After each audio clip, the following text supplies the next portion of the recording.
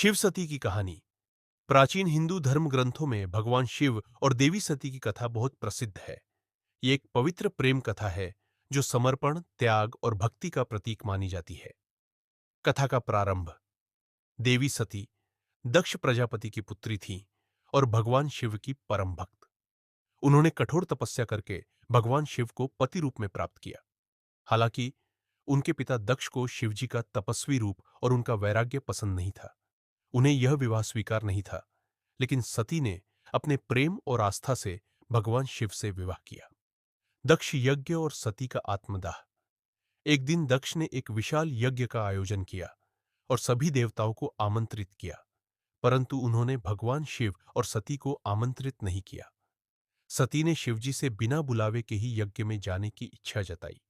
शिवजी ने मना किया, लेकिन सती अपने पिता के घर पहुंच गई। वहां सती ने देखा कि उनके पति का अपमान हो रहा है। दक्ष ने शिवजी के बारे में अपशब्द कहे।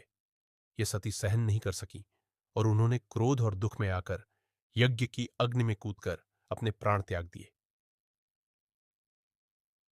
शिव का तांडव और वीरभद्र का प्रकोप। जब भगवान शिव को इस घटना की जानकारी मिली तो वे अत्यंत क्रोधित हो गए। उन्होंने अपने जटा से वीरभद्र और काली को उत्पन्न किया और उन्हें यज्ञ को नष्ट करने के लिए भेजा। वीरभद्र ने यज्ञ विध्वंस कर दिया और दक्ष का सिर काट दिया। बाद में शिवजी ने सती के शरीर को अपने कंधों पर उठाकर सारा ब्रह्मांड भ्रमण किया। यह देखकर ब्रह्मांड की गति रुक गई। तब भगवान विष्णु ने अपने सुदर्शन चक्र से सती के शरीर को कई भागों में काट दिया।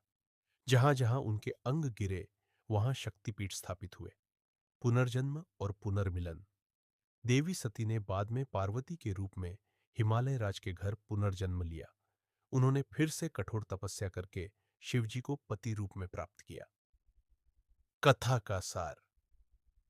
यह कहानी दर्शाती है कि सच्चा प्रेम, श्रद्धा और भक्ति किस तरह आत्मा को ईश्वर से जोड़ती है।